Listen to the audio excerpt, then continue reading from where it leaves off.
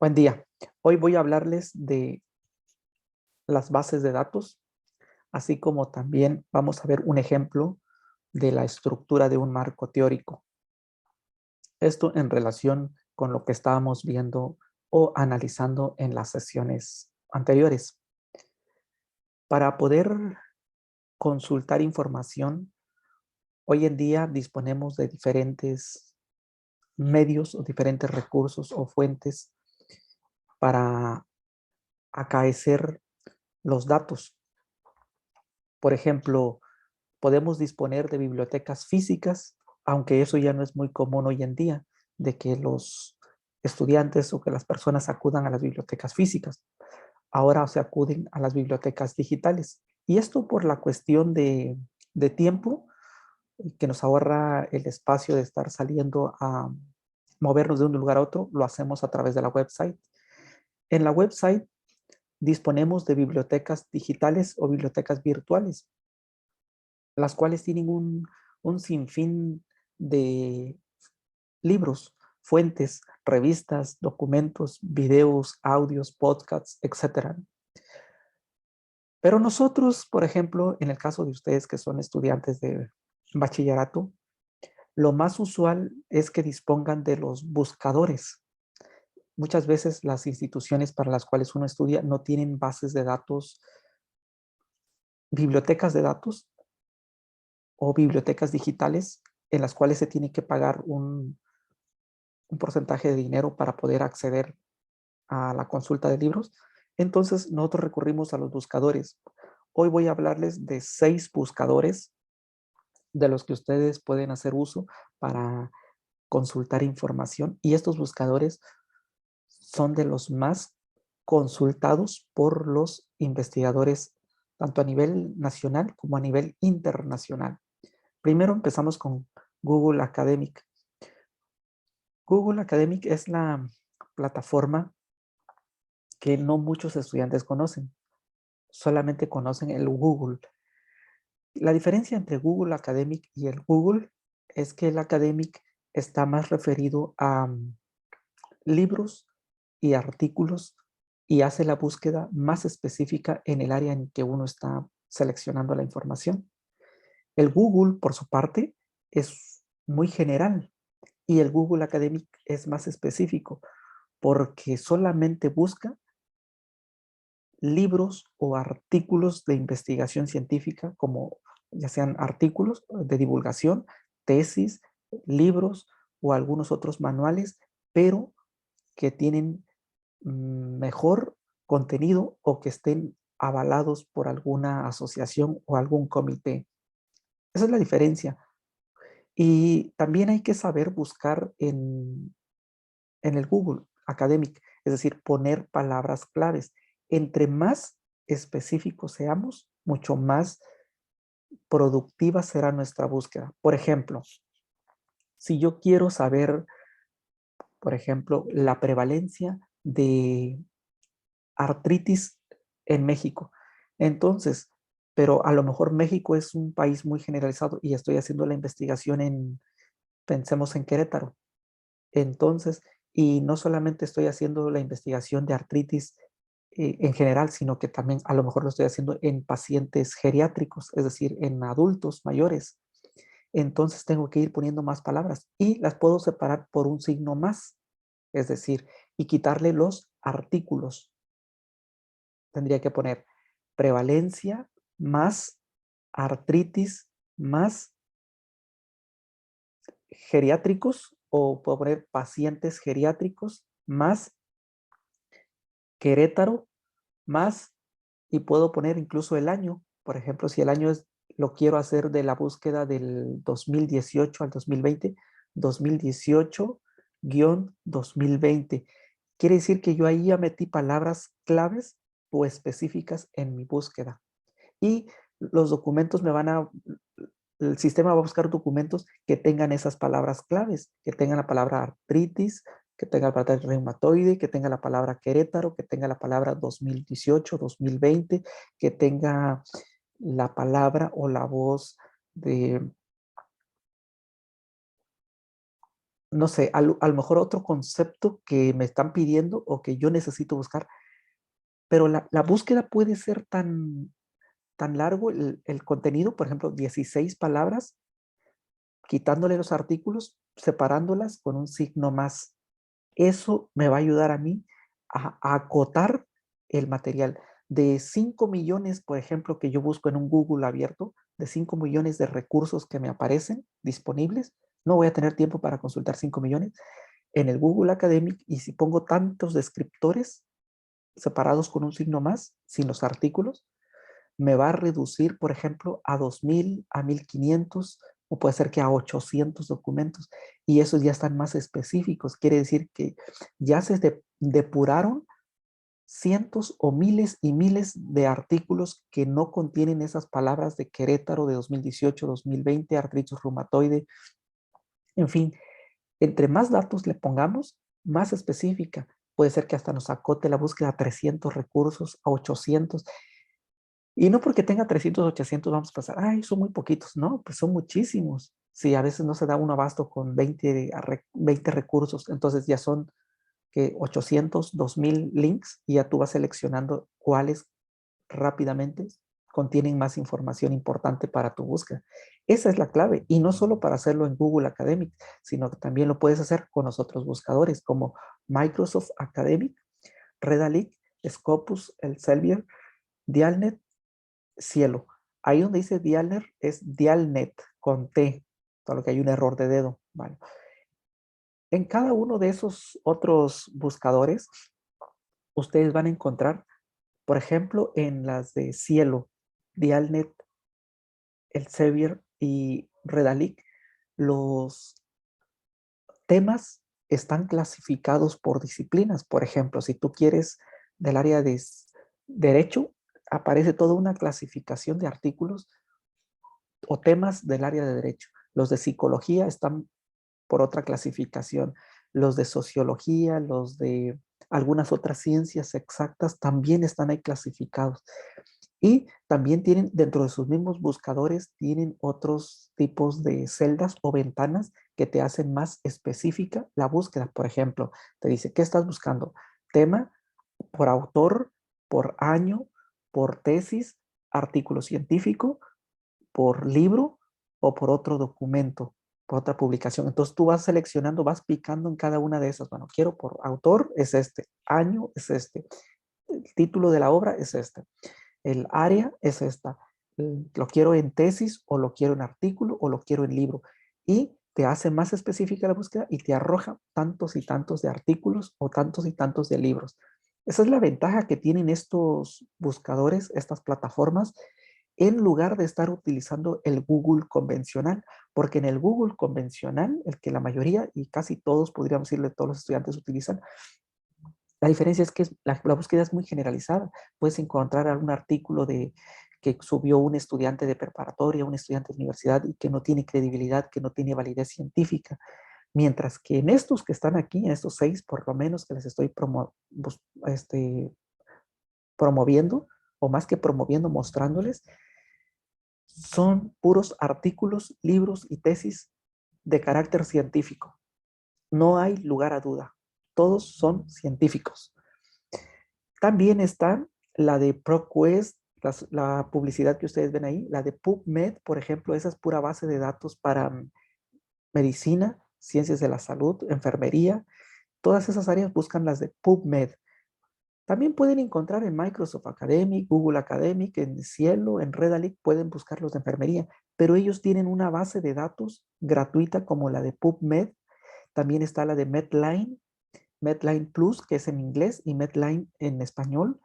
Todas esas tienen bases de datos, libros en inglés y en español. También está la de SCIC, también está la de EBSCO. EBSCO es una base en la que ahí sí hay que pagar.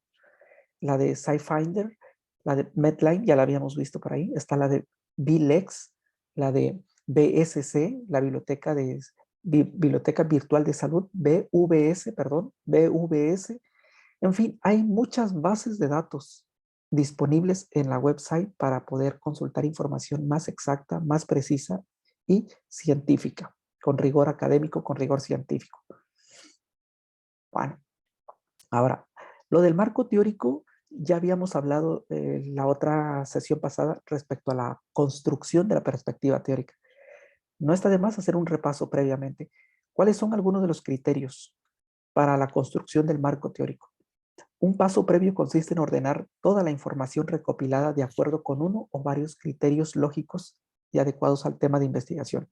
Hay por lo menos 3 temas o 3 formas para clasificar o construir el marco teórico.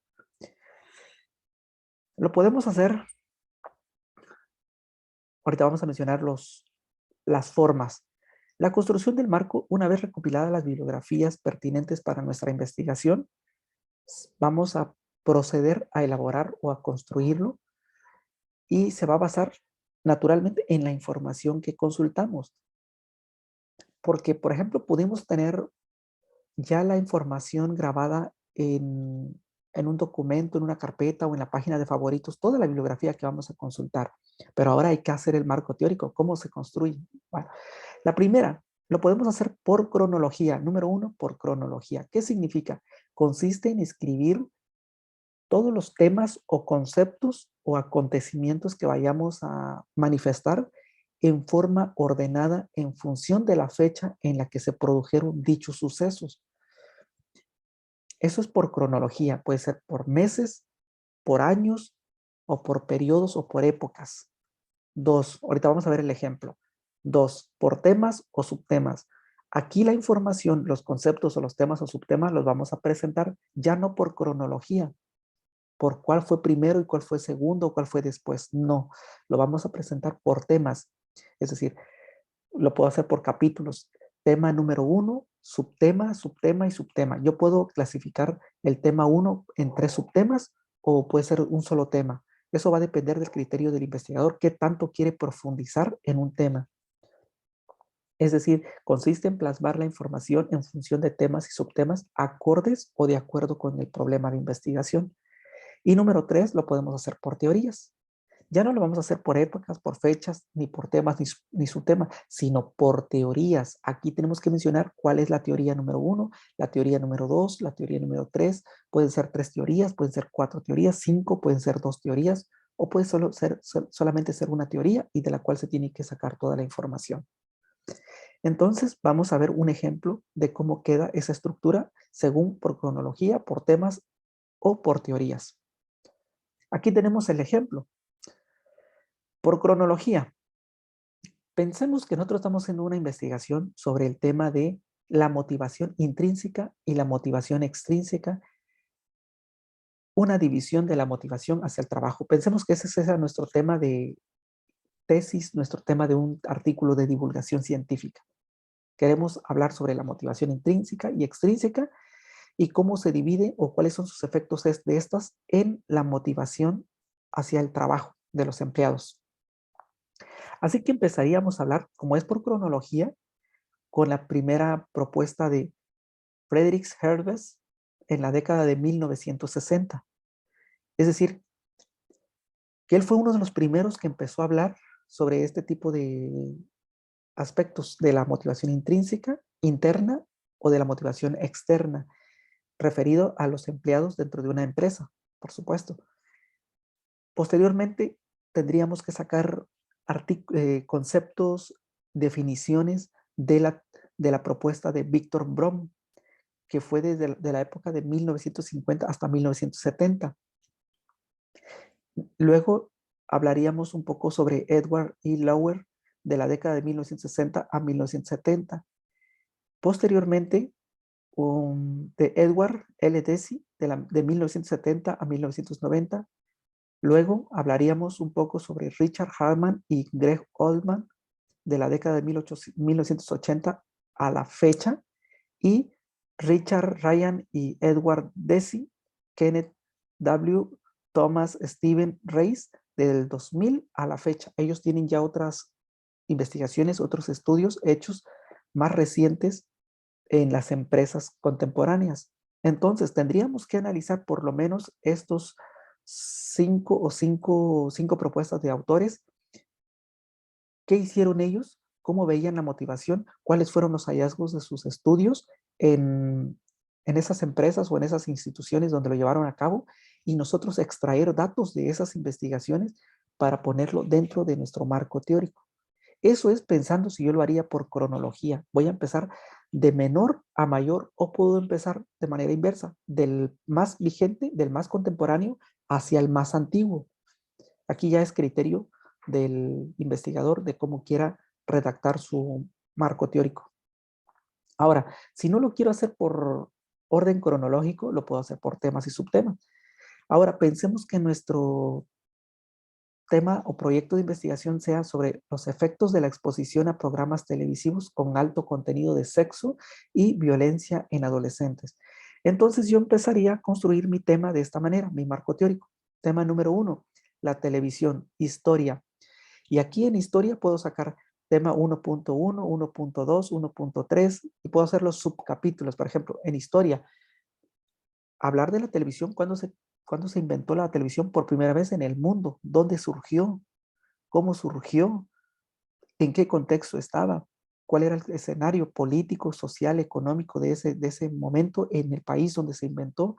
Luego puedo hablar aquí mismo en el tema número 1 de la historia, en México. Como ya vivo en México, pues lo voy a hacer en México. ¿Cuándo surgió en México?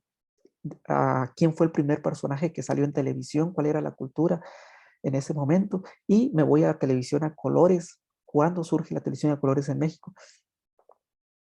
Ya una vez que yo tenga ya el escenario, la historia, tanto a nivel mundial o nacional o local, el surgimiento de la televisión, incluso también lo puedo hacer local, por ejemplo en Baja California, cuando surge por primera vez o cuando llega por primera vez la televisión.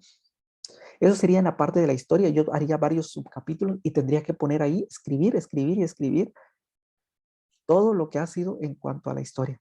Recuerden, el marco teórico también se construye de la forma más usual en APA o la forma más recomendable en APA, citándolo en formato APA, es pongo un comentario mío y pongo una cita textual de un autor que respalde lo que acabo de decir. Las citas textuales cortas son de 40 palabras y van entre comillas con el apellido del autor y el año de la publicación del autor.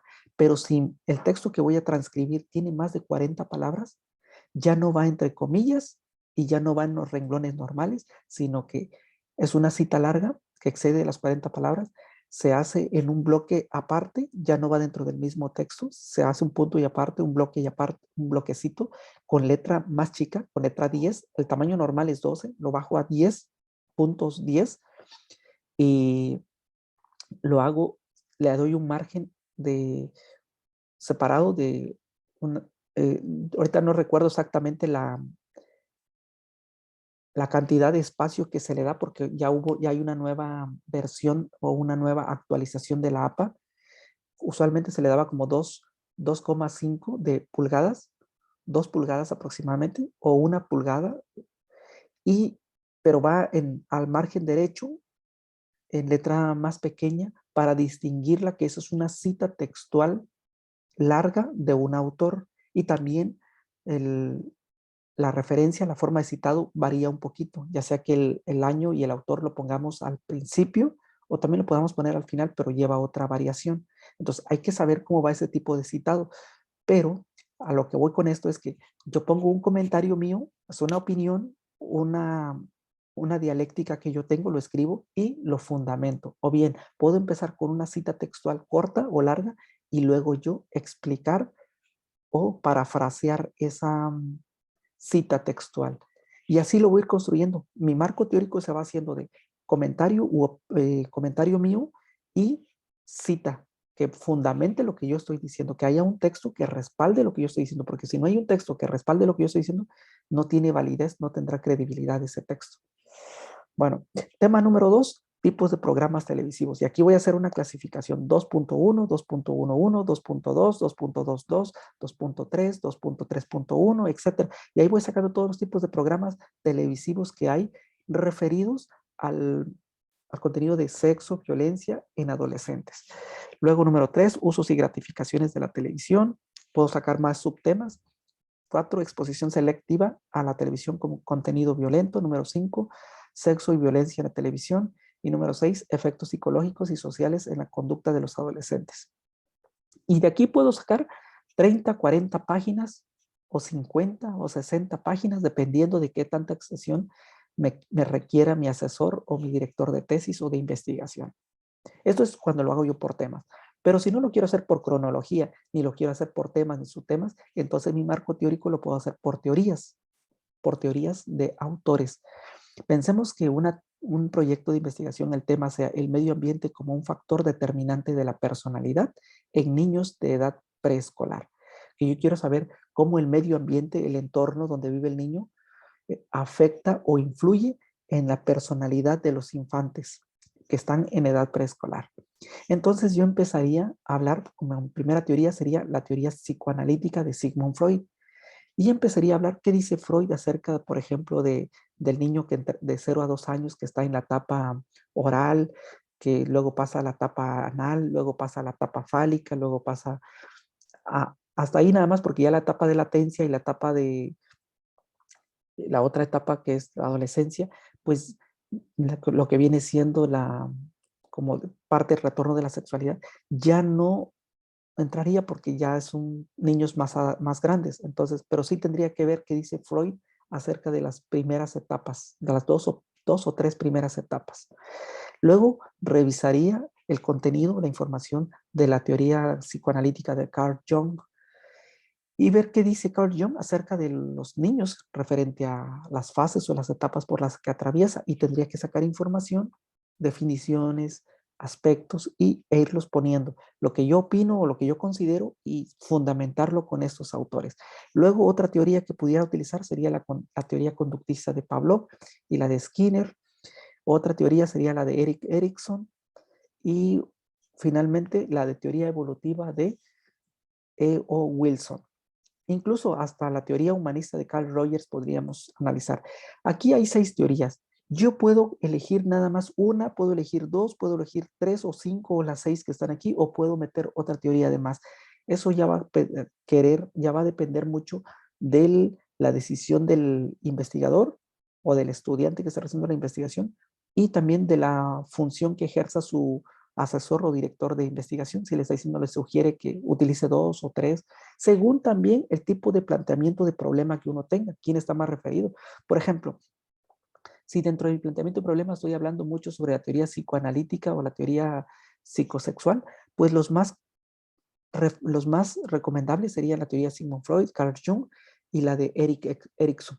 Ya no tomaría en cuenta Pavlov, ni la de Wilson, ni la de Carl Rogers, porque mi planteamiento de problema me está pidiendo eso.